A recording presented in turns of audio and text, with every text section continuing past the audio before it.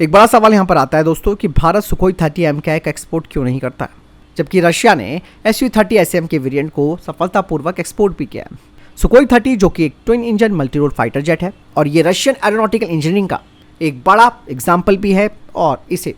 दुनिया भर की एयर फोर्सेस में एक बड़ा स्थान मिलता है। और रशिया ने अपने Su-30 SM वेरिएंट का अल्जीरिया, कजाकिस्तान और अर्मीनिया जैसे देशों को सफलतापूर्वक एक्सपोर्ट भी किया है। भारत सुखोई 30 MKI का एकमात्र ऑपरेटर है और भारत इस फाइटर जेट का रशिया के साथ को प्रोड्यूसर भी है।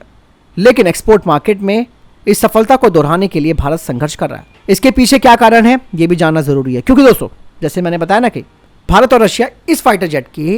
को प्रोड्यूसर हैं, लेकिन रशिया ने Su-30 SM को तो एक्सपोर्ट किया है, जिसमें कि ये देश जिसमें कि अर्मीनिया और अल्जीरिया है, यहाँ तो ये देश उसके साथ कोई को प्रोड्यूसर भी नहीं है। दरअसल भारत की Su-30 MKI को एक्सपोर्ट करने में जो असमर्थता है यानी कि इनएबिलिटी है, उसके लिए सबसे बड़ी जो बाधा है वो रशिया के साथ इसके समझौते की शर्त है। दरअसल 1996 में हुए सौदे की कीमत शुरू में $1.5 बिलियन से अधिक थी। उसके बाद 272 विमानों के लिए कॉन्ट्रैक्ट ने HAL को घरेलू स्तर पर जेट बनाने का लाइसेंस दे दिया, लेकिन यहाँ पर एक्सपोर्ट अधिकारों को रशिया ने पहले ही प्रतिबंधित कर दिया। दरअसल यहाँ पर रशिया सुखोई 30 MKI के इंटेलेक्चुअल प्रॉपर्टी राइट पर अपना पूरा कंट्रोल रखता है, जिसका मतलब है कि इसकी वैश्विक बिक्री पर भी उसका नियंत्रण रहेगा, जिससे भारत केवल इंडियन एयरफोर्स के लिए MKI वेरिएंट का उत्पादन करने तक सीमित हो गया। हाल ही में HAL के एक पूर्व अधिकारी ने बताया कि लाइसेंसिंग समझौता बिल्कुल क्लियर था, हम अपने लिए बना रहे थे,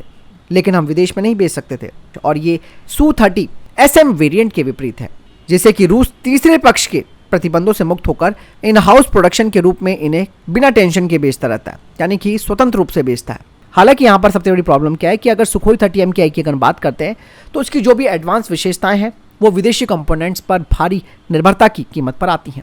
जिससे कि इसका एक्सपोर्ट करना जटिल हो सकता है, क्योंकि इसका एवियोनिक्स सूट रशियन हार्डवेयर के साथ साथ फ्रांसीसी थैलिस, इजरायली एल्टा और भारतीय सिस्टम को इंटीग्रेट करता है,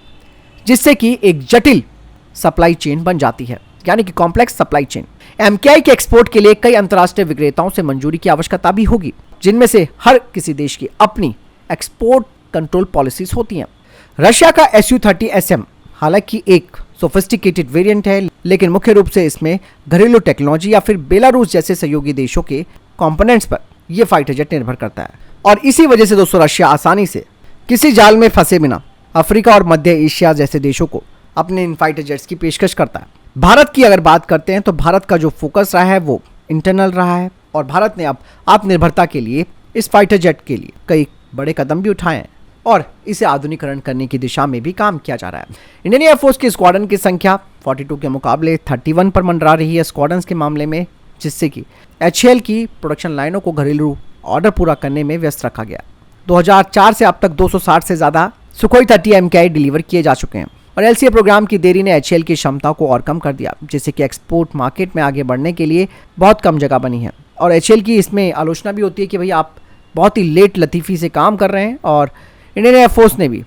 साफ तौर पर कहा कि ये समय पर डिलीवरी नहीं कर पाते हैं। और ग्लोबल फाइटर जेट मार्केट की अगर बात की जाए तो वहाँ पर बहुत ही ज़्यादा कंपटीशन है और Su-30 MKI को ऐसी चुनौतियों का सामना करना पड़ रहा है जिनसे Su-30 SM बच जाता है। रशिया के SM को एक कॉस्ट इफेक्टिव और कॉम्बैक्ट प्रूवन के रूप में बाजार में उतारता है, जिसकी कीमत $50 से $60 मिलियन पर यूनिट होती है और साथ ही साथ फ्लेक्सिबल पेमेंट टर्म्स और रखरखाव सहायता के साथ, जो कि नकदी की कमी वाले देशों के लिए आकर्षित विकल्प बनता है। भारत के एक मजबूत वेपन एक्सपोर्ट इकोसिस्टम की कमी की वजह से भारत संघर्ष करता है। सुखोई 30 MKI में अपनी खास तरीके की खूबियां हैं, इसलिए इसकी पर यूनिट कॉस्ट 70 से $80 मिलियन पड़ती है। अब बात आप समझ गए होंगे कि सुखोई 30 MKI का एक्सपोर्ट करना भारत के लिए एक बहुत बड़ी टेंशन हो जाएगी। भले ही रशिया भारत के साथ इसका को प्रोडक्शन एक्सपर्टीज बन चुका है, लेकिन भारत के पास वो क्षमता नहीं है कि भारत इस फाइटर जेट को अंतर्राष्ट्रीय मार्केट में बेच सके। और जबकि HAL ने दोस्तों खुद ही इस फाइटर जेट को असेंबल करने में एक बड़ी महारत भी हासिल कर ली है और अगर मूल्य के हिसाब से बात की जाए तो 70% स्वदेशीकरण हासिल किया जा चुका है, लेकिन एक्सपोर्ट ऑटोनॉमी की कमी के कारण इसे एक घरेलू खिलाड़ी तक ही सीमित कर दिया गया है। वहीं हालांकि भारत तेजस और अन्य प्लेटफॉर्म को बड़ी एक्सपोर्ट करने की बात तो करता है, कई जगह उसको पेश भी किया है, लेकिन MKI अपनी रशियन IP यानी कि रशियन इंटेलेक्चुअल प्रॉपर्टी राइट की वजह से कभी एक्सपोर्ट के लिए भारत पेश करता ही नहीं है। तो आप समझ गए दोस्तों पूरा ट्रेडिशन क्या है।